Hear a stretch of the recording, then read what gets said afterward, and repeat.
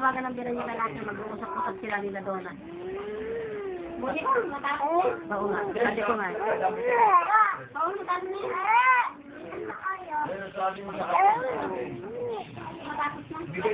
Talo naman na lang talong tong batang to.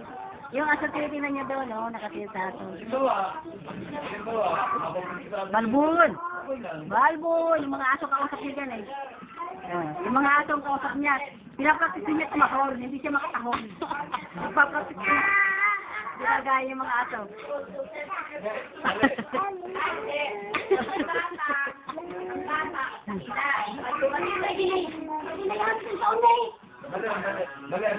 Antayin niyo muna kung anong usapan. Mamaya na kayo mag-ano.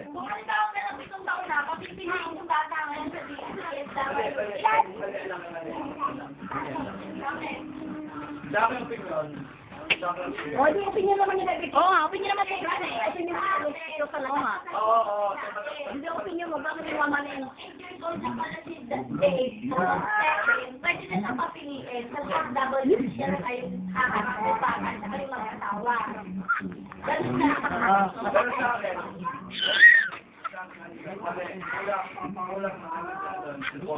na. O, hindi na siya tayo. Kaya